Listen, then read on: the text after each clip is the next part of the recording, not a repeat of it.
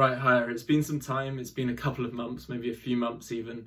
I think the start of May was my last upload, but hopefully this video will be some form of justification for why I haven't uploaded in so long. As you can tell by the title, recently I was diagnosed with Lyme disease.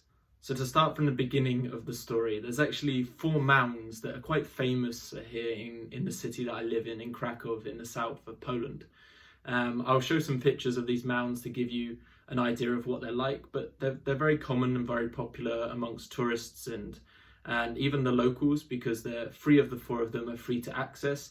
You can climb to the top of them free of charge, and just like it has an amazing view of the city from all of these peaks, and it's just really nice to go to. I mean, as I say, it's free of charge, so it's a really nice hike.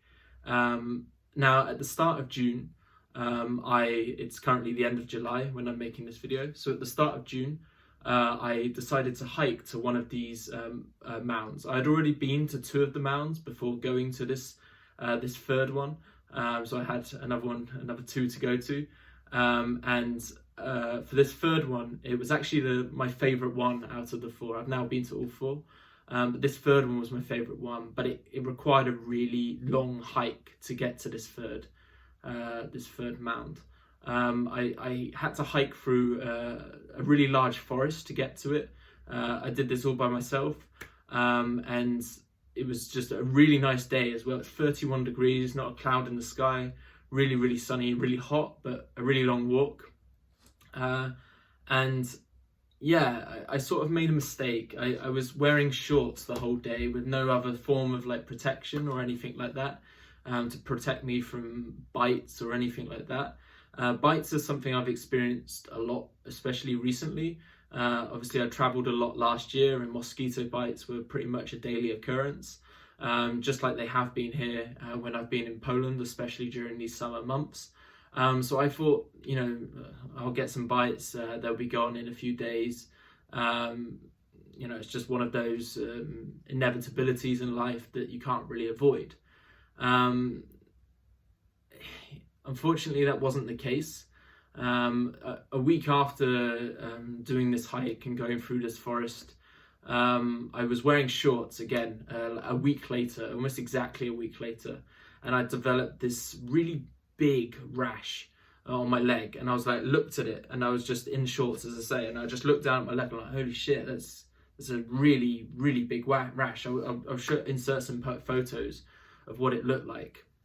And I was a bit concerned about it, and I was just like, where could this have come from? And then it went back to thinking of this hike that I did. I was wearing shorts, and I was like, yeah, that doesn't look like a mosquito bite. Like all of my I had a lot of bites as well, that had already evaporated. They had already gone down. They didn't really have as big of an impact on my skin as this one. It seemed really prominent. There was something bad about it that I could just tell. So I studied it for a while, and I thought, okay, I'll give it the benefit of the doubt. I'll wait for a few days to pass and hope it goes down like the others. But a few days went on, and it got redder and it got more pronounced. It began to seem, it even got bigger in size as well. So I really knew that this was something wasn't right here. I started searching, as everybody does, Googling what each different rash looks like, and Lyme disease kept coming up a lot, from tick bites and causing this type of rash. It basically had like a white center, and it had red around the outside, so it was giving indications of a bullseye rash. So I decided to make a doctor's appointment. Thankfully, I have healthcare here in Poland, which I'm really, really grateful for. So I made an appointment pretty promptly with my doctor here, with a dermatologist, and I saw her, and I went in and I said, "Ta-da! This is my rash." And she was just like, right, yeah, it's very big, it's very large, and she knew right away, it wasn't a common one, and she had a very clear idea what it was. So from this, and after a few tests that she did, she diagnosed me with Lyme disease. I was put on 3 weeks worth of antibiotics along with probiotics to go with them. So it was 3 weeks of amoxicillin, which wasn't the standard treatment. I mean, you can use amoxicillin for it apparently, but it's not no doxycycline. Apparently that's the main one that they tend to use. But she prescribed me with amoxicillin, and I endured that 3-week course, and it seemed pretty effortless. But I was getting a lot of other symptoms as well. And I forgot to go into this actually. Before I even saw the bullseye rash, before I even saw the presence of that, I was constantly feeling really hot throughout the day, and constantly feeling just something wasn't right. I remember I went, I spent a day with my friends here in Poland, and I kept saying to them, "It's really warm, isn't it? Really warm to really hot." And like, "Yeah, you're sweating. There's something wrong." Because they didn't, it wasn't, well, it was like 16 degrees. It wasn't even warm. It was just a standard day. And everywhere we went, I was just like, it's really, really hot. And I just didn't feel myself. I thought something was up. But obviously with the coronavirus going around, I thought, oh, it's just like a stress symptom of that or something. I didn't really attribute it to this. But ever since, and even after taking these, I still get these really, especially in the evenings, I get really bad hot flushes that seem to go from my head to my neck to my back, and it's persistent every single day, even after now the antibiotics, which is really scary. And the fact that the antibiotics don't seem to have helped, actually seems to make things worse, is really scaring me, because it's something that Lyme disease is something that people live that have for life. It's something that can really prohibit people from living their lives normally, and the effects of it can be really serious, and it's something that really scares me for sure. I've started to get other symptoms as well. Headaches persistently, fatigue is a really big one as well. I'm just feeling so tired, especially once it gets to that evening time. During the day it's not too bad, but then once the evening comes, it's suddenly like I've had enough. It's I might not have even done anything throughout the day, and I just suddenly feel so tired. The last few days or so, I suddenly started getting really dizzy spells as well. I felt so dizzy yesterday. I thought maybe it was because I was stuck indoors for so long, working on a computer, looking at a screen. So I thought, right, I'm going to get some fresh air. And then I was just walking along, and I'm like, I do not feel good. So I laid down. I laid down in the park and just looked up, and it was just spinning, and I just felt something is not right here. I booked another appointment for Wednesday. It's the closest, it was the earliest I could book appointment for. So that's in 3 days' time. So fingers crossed something can make it feel better.